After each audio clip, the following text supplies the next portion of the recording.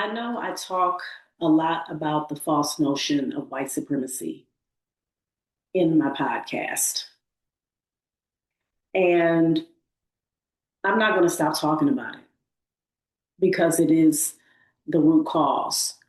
It is at the very core of why we have the conditions that we have now in our Black and Brown and underserved communities. These systemic barriers that have been placed intentionally so that our people can be continuously dehumanized and made to be felt like it is their fault. It is our fault for not being able to have the successes or be able to thrive as a human being. However, it is our responsibility to fix the issues that have been put in place to continuously thwart and derail any type of success that we have. It is our responsibility to take care of our people. It is our responsibility to educate our children. It is our responsibility to cultivate that culture of literacy in our homes. It is our responsibilities to value our families, to make sure that we are ensuring that our children have the healthy, nutritious meals, the educational materials, the financial stability, the home life that does not have dysfunction. It is our responsibility to fix these issues and to create a new way of living our lives. And I bring this up because, unfortunately, I had an experience in one of the classrooms that I was subbing in which my young brothers, and I have to remember, and as I'm telling you all this story, I'm also talking through what I had to remind myself of, which is I can't take these instances that I have in the classroom where sometimes, the kids, they can pop off disrespectfully, they can, they may start using some language. They gravitate to things that are just extremely filled with debauchery. I can't take it personally. And I have to remind myself of that. Because as human beings, especially, when you are in a position, again, where you are, whether you are teaching, you are leading, especially the youth, and here it is, you're an adult, and you're like, and with myself, I wasn't yelling, I'm not in their faces trying to go off, none of that. I'm simply suggesting and saying, okay, this is something that I need you all to do that's a better decision. This is something that's more healthier for you guys. And I was met with this, oh my God, we not trying to watch this. This is the thing, y'all. I told them to put on this podcast called Earn Your Leisure. And this is a podcast where you have these three brothers, three African American men or men of African descent, who are all about financial literacy, financial education, empowering the Black community, empowering everybody, but in particular with the focus of the Black community. And I wanted them to put this podcast on. And the reason why I said it was because they were trying to watch some other stuff on YouTube where one person, they had like an extremely filthy home. You talk about rats and roaches, all types of stuff. This is filthiness. And they wanted to watch it because they cracking up on it, whatever the case may be, right? And I'm just like, and of course I get it. Here it is, I'm a 51-year-old woman. These were 14-year-old young males. Okay, so their mindset is not going to be on the mind of a 51-year-old. So I understand that.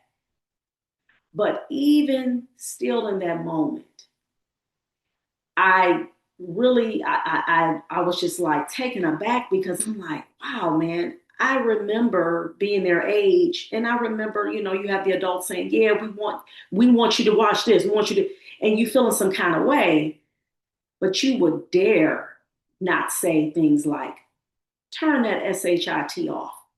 Literally, this is what a couple of the brothers had said. Turn that shit podcast off. No, don't nobody want to watch that. We don't want to watch no millionaires. Literally saying things that was just totally, of course, ignorant. And again, I can't take it personal because it was a reminder in that moment. I'm like, wow, man. I said, y'all, I said, really? I'm just like, wait a minute. You would rather watch somebody got a crazy looking house, disgusting looking house, over me trying to put on a show where you got some brothers who they look cool, you know what I'm saying, dress nice, you know, just, you know what I'm saying, literally relatable, all of these things. And you like, man, I ain't trying to watch this. Then they start trying to act like they was gonna try to start cracking on the dude. I mean, it was just really, but again, I was just like, in that moment, I said, okay, number one, can't take it personal. And number two, I have to understand when you have a people who have normalized chaos, when you come with something different, they look at it as an attack. They looking at it as like, hey, you cramping my style, lady. What is you talking about? Why you in here on this stuff? We trying to be on this silly, goofy, disgusting ish. We not trying to be on that.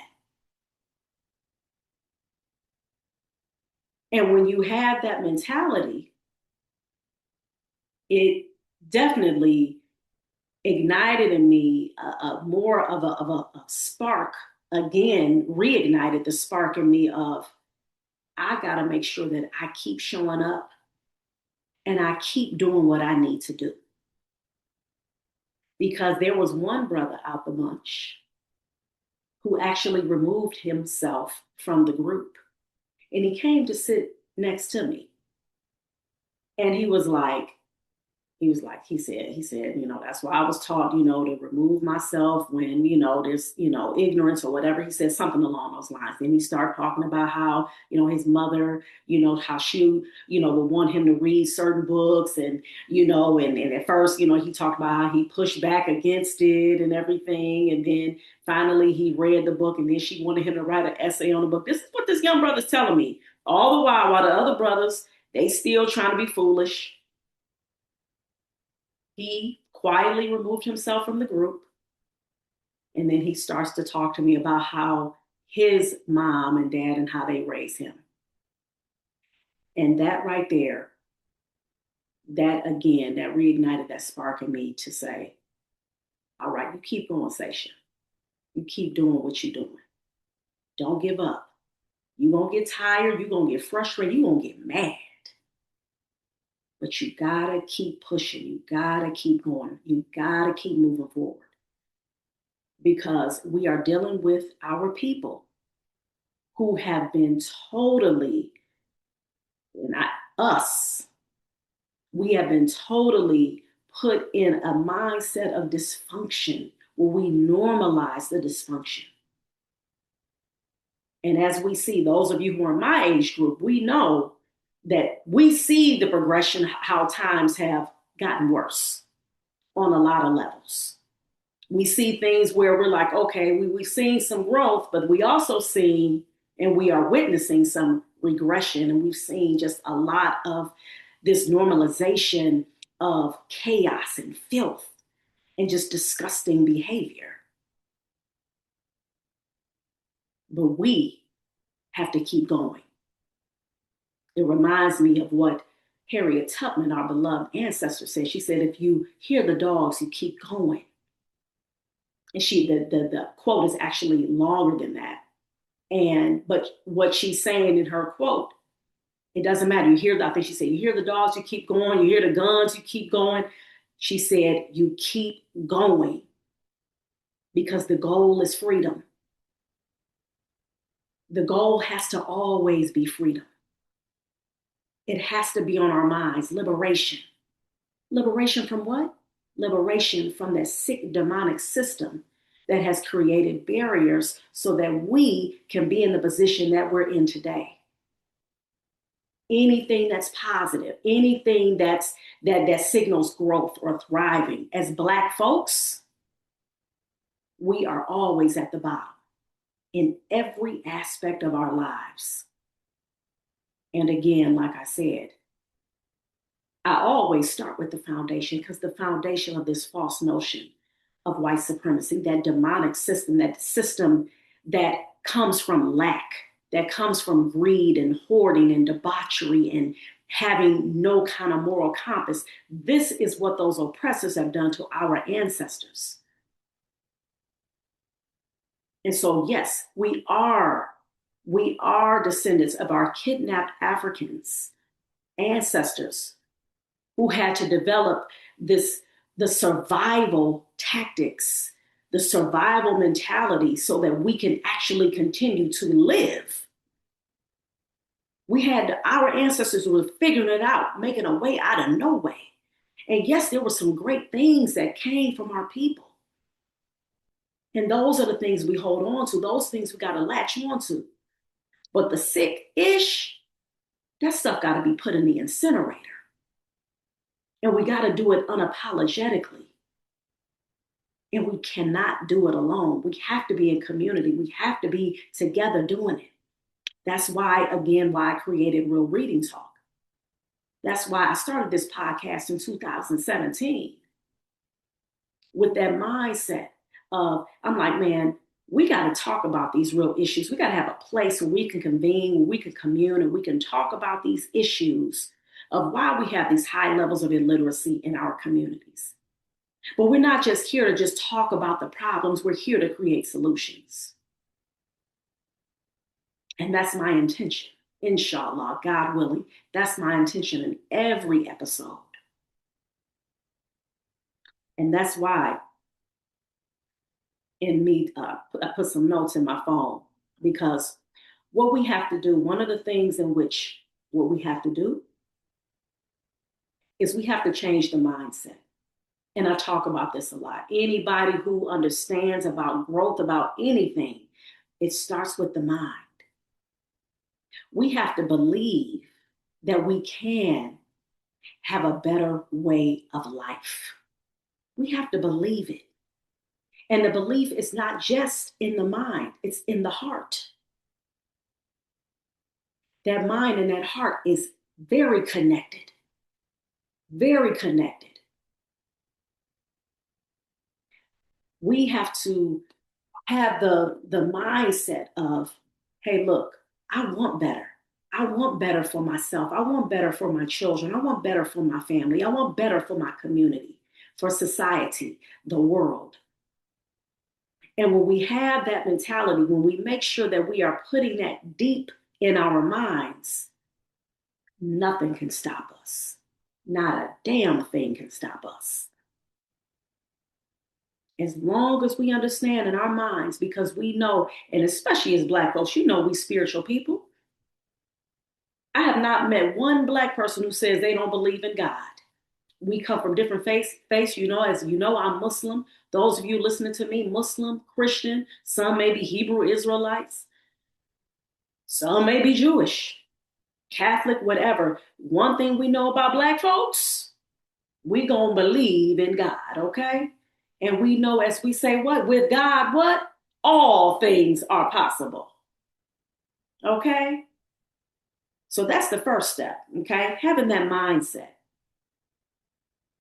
Secondly, we have to reimagine what our community would look like without the systemic barriers. This is very, very important because, again, when we have been a people like how we are as a people, still coming out of trauma, right? That's why I always talk about Dr. Joy DeGroo's book, Post Traumatic Slave Syndrome, because that ish is real. But when you come from that mindset where you're always coming from a traumatic mindset, everything is about fighting back, right? Resistance. Just like I gave the example of me in the classroom today. They were fighting back against me, not of course in a literal sense. In a figurative sense, they're fighting back, they're pushing back, right? The moment I say, hey, look, y'all brothers, you know what I'm saying? If y'all want to watch something, here, y'all put this on. My mind, I'm thinking, okay, you know what? I want to expose them. It's about that exposure, right? I want to expose them to something that's healthy and positive. What's the first thing they do? When somebody who comes from a chaotic mindset, when somebody who has normalized the lowest of the low, you coming in here with healthy stuff, they're like, get that out of here. What's your problem? It had nothing to do with me personally. They looked at it as a personal attack on their normalization of chaotic behavior. And so that's why I say, after the mindset, we have to reimagine what we want our communities to look like. What does a normal, healthy, thriving community look like to you? That's what we need to keep asking ourselves without the systemic barriers, imagining that there is no false notion of white supremacy to contend with, to deal with. And as we know in human life, we're always going to have obstacles, right? So it's not me saying imagine in a utopian sense where there will never, ever be a problem. We are spiritual beings having a human experience. So we're going to have human problems. And again, for those of you who understand the worship of God, we know when we have God, God teaches us in opposites, right? So when you know God, you know what the devil is. You know what that evil looks like. So the evil is always going to be present. However, God gave us a mind of hope. God gave us a mind of belief. God gave us a mind to not give up. We just have to put it into action. And part of that beginning part of the action is the reimagining of what that system would look like, what our society would look like. Okay? The next thing, we have to think of a plan to make that vision come to fruition. After we have the mindset, the reimagining slash envisioning, now we have to do what? Think of a plan to make that vision come to fruition. Because remember, before we put anything into action, we have to have a plan first. We don't just go out willy-nilly and talking about, yeah, we about to do this. You know what I'm saying? We ain't got to worry about, these racists no more, these crazy white folks who sit up here always trying to put obstacles and barriers and whoop-de-whoop and all of that type of stuff. And we got to have a plan. We have to come up with the ways in which we're going to enact this vision that we have reimagined for our community. And of course, after the plan, we do what? We make it come to fruition. Now we are having that plan, which is a part of our vision, come to fruition. Then that's the action piece, right? That's us now thinking about, okay, so we're like, you know what? If we're starting with something, say we're trying to, for example, you start with your family, right? And you say if you're thinking about with your family, you want to take your family to the next level financially. And you start with your home, right? Say you got mother and father and they have their babies and there's 7 babies. And what you do is, of course, the parents, they're building that belief in that child and those children. And they're telling them to, have the mindset. Then next, they're reimagining, they're envisioning how this is going to work. Then they come up with a plan together. And what that may look like in a family, they may say, okay, you know what? You have this skill. Oh, okay, you love to work with people. All right, you're like an educator type of my child. So that's the skill that you have.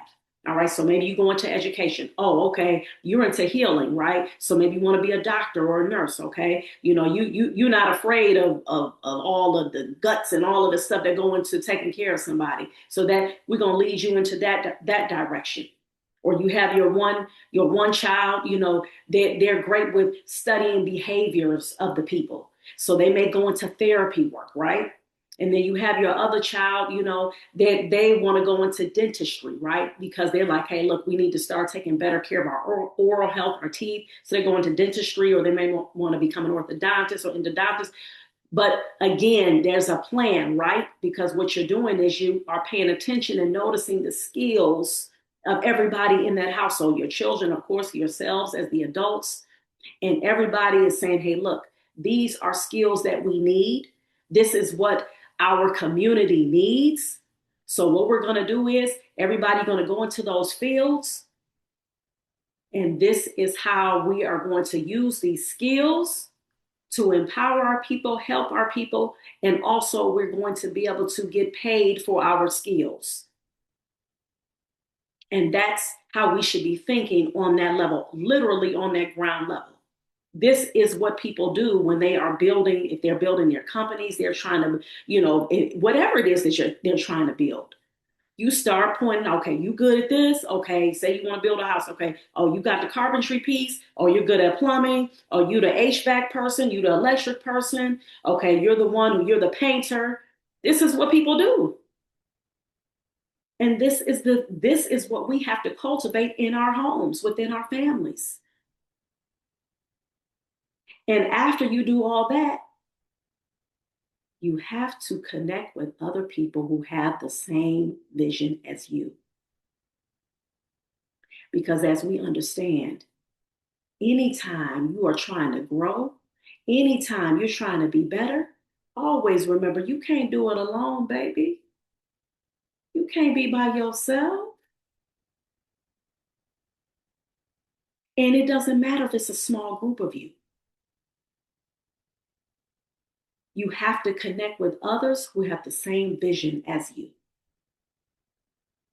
Just like I gave the example with the young brother in that class, who he realized he couldn't connect with those brothers. Those brothers were on some entirely crazy stuff. They wasn't thinking about trying to, they like, elevate what? Like, man, we ain't in here. Mind you, again, like I said, I'm in a school, okay? I'm trying to come up with something that they can do that's positive, that's uplifting.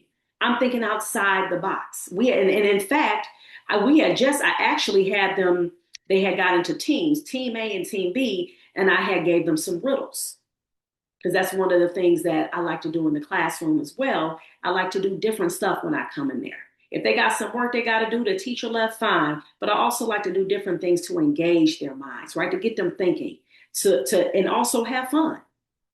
And so they had just summoned, not all of them participated in the riddles. I even said, I was like, I got a couple of snacks in here. Whatever team wins, y'all get the snacks. It was just a few of them had participated. But I know I'm going back and forth, but I'm bringing that up to say again, like I said, with the one brother that was in there, he realized, he's like, you know what? They are not my tribe. I'm in this class with them, but I ain't with them. I'm gonna come back here with this teacher right here, with this sub right here. And that's the mindset that we have to have. There are people out here, and we know this, whether the people are, in person or whether it's virtually. And that's the beauty of the internet. That's the beauty of how a lot of the things have changed and have been very helpful for our community, in particular in our Black and brown and underserved communities. We can use this internet for good. And of course, that was one of my goals as well. You know what I'm saying? For them being exposed to this particular podcast. But again, like I said, me, number one, I'm reminding myself talking through this, not taking it personal, because it wasn't. It's not personal. When you have normalized insanity and you think it's okay, and somebody comes with something different, you're going to think that they are attacking you. And so what do? You immediately, you put up a defense. What you doing? And that's all that what was happening. And that's why I said, okay, you know what? I said, we literally, for real, y'all, we are in some trying times. And I'm not saying that so that we can just focus on the bad, because one thing about me, I always try my best to find that silver lining, to find that lesson, to find the positivity, to find the hope. Because that is my reminder of my belief in Allah, one God, and understanding that with God, all things are possible. And so when you have that belief, you know that things can and they will and they must get better. But just like I was reminding us, like I said, with these particular steps, with the things that we have to do in order for things to get better, it first starts with the belief. And again, the belief, not just with the mind, but believing in our hearts and our spirits, right? Your heart got to be in it. Your mind got to be in it. And then you have to reimagine. You have to envision and reimagine what this looks like. We have to reimagine our communities, what it would look like in spite of all of this debauchery and sickness in a society that has been built on having no kind of moral compass, none, been built on dehumanization. And then after that, the plan. We have to have a plan. It reminds me of my co-author. Let me bring my book out here real quick, our book with me and these 9 other amazing women. My co-author, Val, in her chapter, she the title of her chapter is, where's that title at? Because I want to say the actual title of the chapter. It's dealing with having a plan. Okay. Her title is Keep Moving Forward, the Game Plan. And that's what we always, anything that we do, we always, for sure, got to make sure we have a plan. And then, of course, we got to put that plan into action, right? Because we don't want to, because you know how we can get as a people too. We'll get so caught up in talking about what we need and this what we got to do, see you dig, and we got to do this, whoop the whoop. And then it's a lot of pontificating, a lot of talking, pontificating over action taking. It's all right to pontificate and to talk and to say what we need to do. But it's a whole nother thing to put it into action. And that's the part that we have to make sure that we are implementing all the time. And like I said, the last component that I added to that was connecting with other people who have that same vision. And what I mean when I say the same vision, I'm talking about the vision has to be freedom. The vision has to be freedom. The freedom to live as a human being, to thrive, to create a legacy, to teach our children to be better than us, to want better for ourselves and want better for our children. We should always be with the mindset, I want my children, my child, or if you don't have children, the children that I'm connected to, I want them to be better than me. I want them to be more successful than me in every aspect of their lives. I want them to be better than me. That's just like, for example, with me, I talk a lot about how we got to get rid of this toxic way of how we discipline our children. And that's why, do I have, yep, I have a book right here. That's why our organization, ABC Read, which is a nonprofit organization, our 3rd book club that we're about to embark upon in March, inshallah, God willing, is we're going to be reading this book, Spare the Kids While Whooping Children Won't Save Black America. And this is written by Dr. Stacy Patton. And the reason why I chose this book for us to read together is because, again, normalizing, reimagining a whole new way of parenting our children.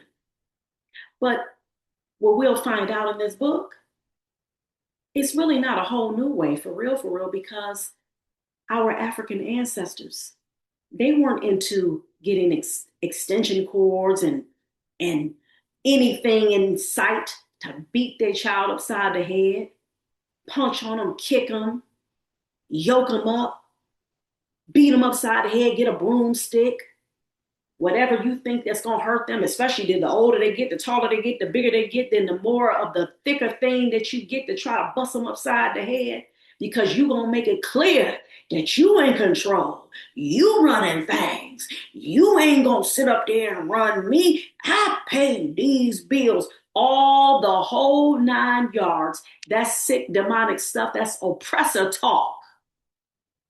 Yes, right. You heard me. That's oppressor talk. Those are things that we have normalized because our oppressors did that to our ancestors, and then they transferred that, and we still seeing that ish today in 2026. Where you have whole grown folks sit up there talking about, see, I'm glad that I used to get beat from sun up to sundown because, see, now I'm a better man or I'm a better woman. That's why I'm a business owner. That's why I'm a doctor, a lawyer, this, the whoop, whoop, whoop, whoop, whoop. But just like Dr. Joy DeGruy reminds us in her book, Post-Traumatic Slave Syndrome, it's not because of, it's in spite of. It's in spite of. Don't get it twisted. Change the mindset. Normalize. We have to normalize and reimagine a new way of thinking. And that's on all aspects of our lives. Every aspect of our lives. And so, there you have it. I'm coming off my soapbox, y'all. I hope y'all was feeling me. I hope that this made sense. And again, the intention is freedom. The intention is normalizing us thriving instead of always in scratching and surviving mode. No, we can't keep normalizing good times. Good times in the struggles. We can't keep normalizing that. No. Mm-mm. So thank you all again for listening to another episode of Real Reading Talk. My name is Miss Seisha. I know I did not introduce myself in the beginning, but I'm introducing and reintroducing myself now. I'm Miss Seisha, and this is Real Reading Talk. Real Reading Talk is the podcast in which I discuss the real systemic issues at the very core, the very foundation as to why we have these high levels of illiteracy in our Black and brown and underserved communities, and in the ways in which we can combat these issues together, y'all. Thank you all again for listening. And you all remember to please keep reading for at least 30 minutes a day. And remember, reading is freedom. Peace. All right, you guys. Thank you all again for listening to another episode of Real Reading Talk. And it's time for some housekeeping. I just wanted to share with you guys that I am a pre-K through 4th grade reading tutor. And the name of my tutoring business is called ABC Learn Tutoring. So if your child is struggling with comprehension issues, phonemic awareness, meaning connecting the sounds to the letters, they are struggling with basic writing skills, please go to abclearntutoring.com and click on the free reading assessment today. Also, like I mentioned during the podcast, I'm the founder and executive director of ABC Read, which is the nonprofit organization that I started over 10 years ago. And our mission is to develop and nurture a culture of literacy in Black and underserved communities. And we have been doing this by giving out books that are culturally relevant, new, or gently used. We have reading experiences, book clubs for adults and children. And we also had a parent workshop. We're going to be having another one as well. So again, go to abcread.org. Also, we have our weekly Sunday read alouds, y'all. All right, we live stream on my YouTube channel, Reading is Freedom. Also on my Facebook page, ABC Read, and my LinkedIn page. So that is another way for you guys to get that reading in, and we can do it in a community type way. All right. And then, of course, make sure you subscribe to my YouTube channel, Reading is Freedom. Make sure you comment on the different episodes. I truly appreciate that tremendously. If you listen to the podcast on other podcast platforms like Apple or Google or Spotify, please make sure that you rate the podcast as well. And of course, I want to share with you guys the book that I've been reading. Like I mentioned before, this is the book. I've actually read this book and reread it. We're going to have our book club on this, Spare the Kids. So I highly recommend you get this book. Even if you can't be a part of the book club, it literally will change your life, okay? And the way in which you interact and deal in raising your babies, all right? And like you all saw before, this is the book that I co-authored with 9 other amazing women, Healed, Empowered, Resilient, okay? Her. You can get your copy on Amazon, or you can send me an email at info@abclearntutoring.com, and you can send me your information and I will mail you a copy, an autographed copy. Personally, for me, this is a book where me and 9 other amazing women came together to share how we were able to overcome our different setbacks, and we turned them into comebacks, and we did not get stuck in our adversities. We turned them around so that we can be healed, empowered, and resilient. All right. And of course, you guys, I'm going to leave you guys with the quote. I want to say the quote from Harriet Tubman. All right. I mentioned it during the podcast. So I want to give that quote by Harriet Tubman, all right? Especially too, this is, I give quotes by Black people all the time, so it ain't got nothing to do with Black History Month. We know Black History Month is every day anyway. However, I wanted to share this quote with you all that she said, which is, she said, if you are tired, keep going. If you are hungry, keep going. If you are scared, keep going. If you want to taste freedom, keep going. All right. And that's actually a short verse. She has one that's even longer than that, but I saw that one first. So I said, well, let me share that. All right. So always remember that we keep going, we keep pushing, and we're going to be all right. All right, y'all. So you all take care. Remember to please keep reading for 30 minutes a day. And remember, like my mug says, reading is freedom. Peace.